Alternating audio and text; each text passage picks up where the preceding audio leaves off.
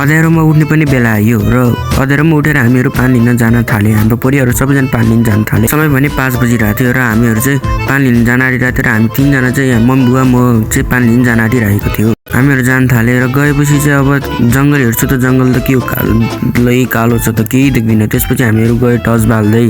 त्यसपछि म भने चाहिँ ब्याग बोकेर टाउकोमा हालेर बोकेर र म चाहिँ पानी लिन जान थालेँ र म चाहिँ अगाडि हिँडिहालेँ र त्यसपछि हामीहरू पुग्न आँटिसकेका थियौँ र पुगेर हामीहरू चाहिँ बोतल खनायो। पानीहरू थाप्न थाले। पानीहरू थाप्दा त बोतल त के हो टन्नै छ त। मान्छेहरू आउन आँटिसक्यो र हाम्रो भर्खरै पालो आयो र हामीहरू चाहिँ पानी थाप्दै उज्यालो पनि भइसक्यो र 7 पनि बज्न आँटिसकेको थियो र हामीहरू फर्किन आँटे र हामीहरू फर्केपछि अब हामी चाहिँ घर फर्किन थालेर अगाडि बुवाले डोको बोक्नु भएको थियो भने मम्मीले र मैले चाहिँ झोला बोकिरहेको थिएँ र हातमा एउटा बोतल बोकेका थिएँ। हामीहरू चाहिँ जाँदै गए। आजको लागि भ्लग चाहिँ यो नै हो, यही कन्टेन्ट हो आजको लागि भ्लग चाहिँ। यति नै, tata bye bye, see you to.